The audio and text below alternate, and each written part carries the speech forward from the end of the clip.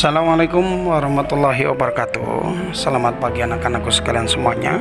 Selamat berjumpa kembali tentunya di PJJ Online di kesempatan pagi hari ini.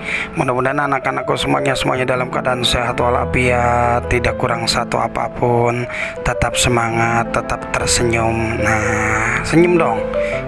Jangan baru buka video langsung kesel.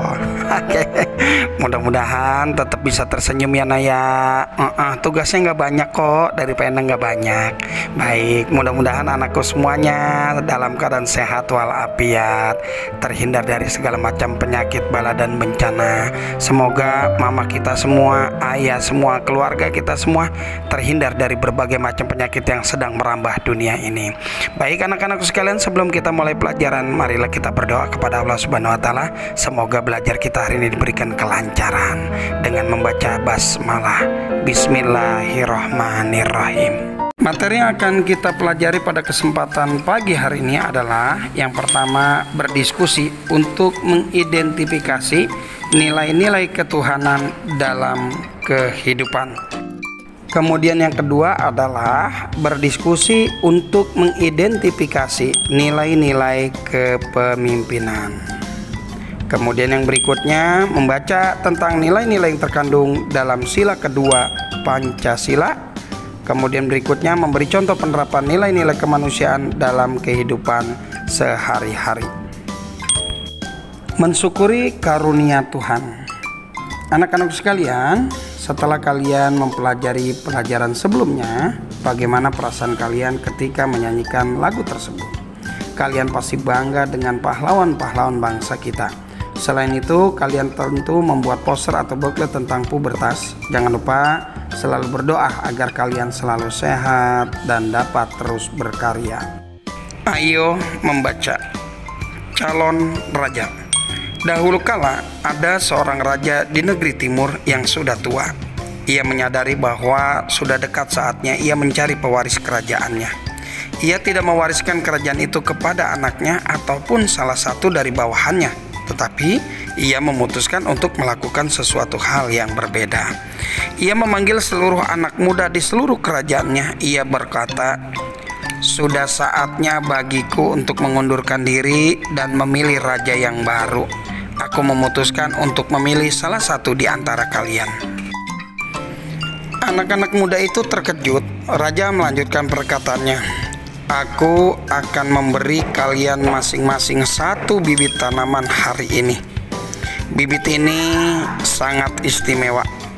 Aku ingin kalian pulang, menanamnya, merawatnya, dan kembali lagi ke sini tepat 1 tahun dari hari ini dengan membawa hasil dari bibit yang kuberikan hari ini.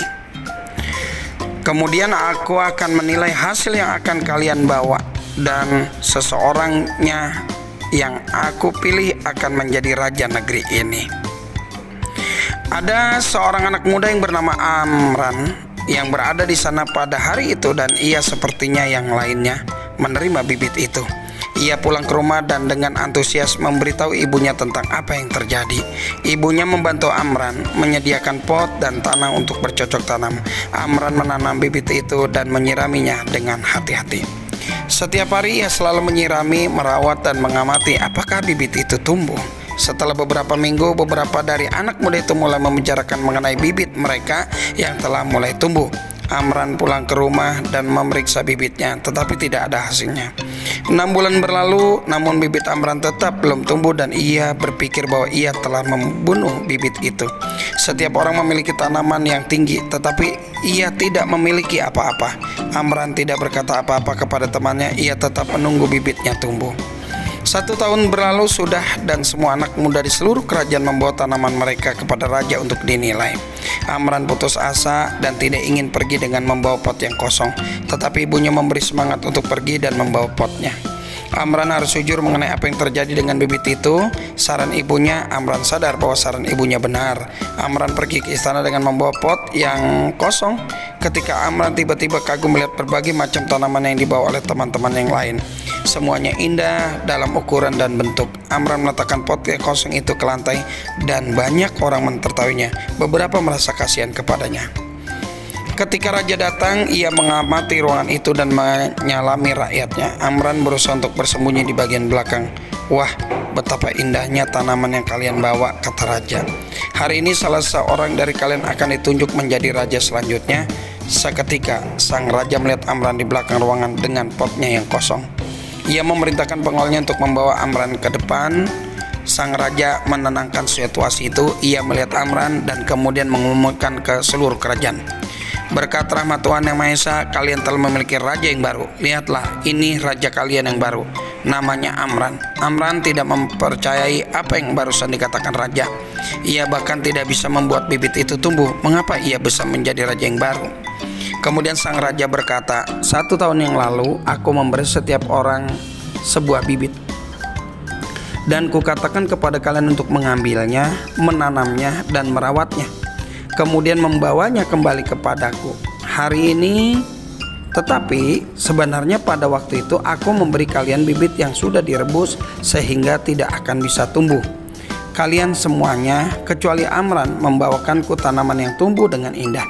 Ketika kalian menyadari bahwa bibit itu tidak bisa tumbuh, kalian menukarkannya dengan bibit yang lain. Hanya Amran yang memiliki keberanian dan kejujuran untuk membawakanku sebuah pot kosong dengan bibitku di dalamnya. Maka demikian ia yang akan menjadi raja yang baru."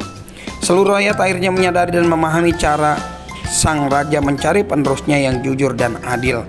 Rakyat pun bersyukur kepada Tuhan Yang Maha Esa karena mereka memiliki pemimpin baru yang mempunyai sifat yang sama dengan raja sebelumnya.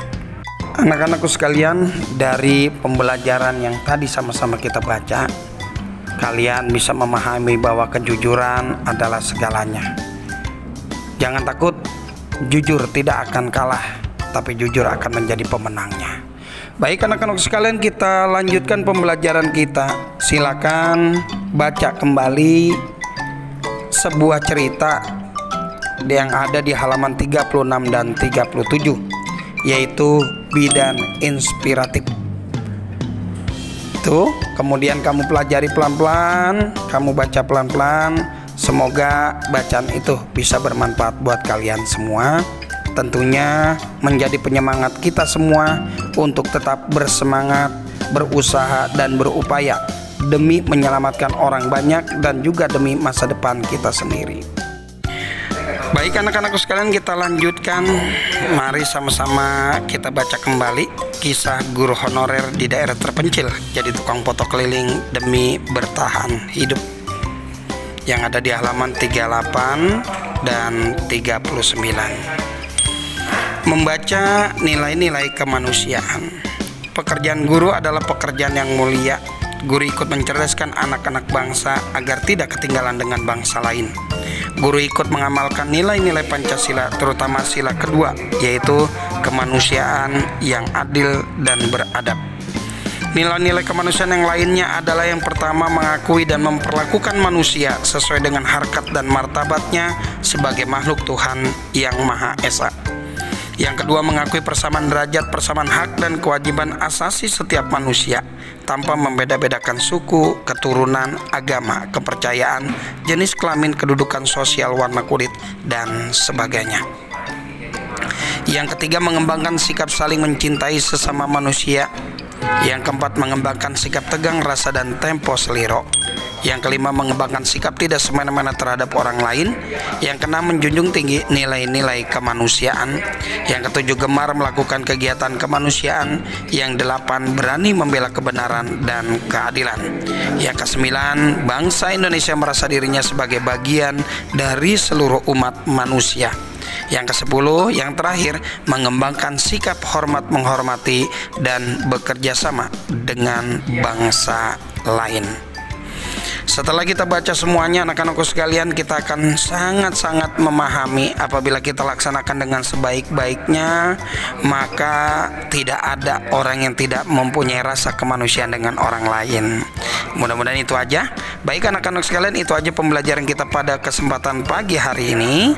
Tugas kalian yang akan Pak Endang share, silakan di-share lewat Google Form yang telah Pak Endang siapkan.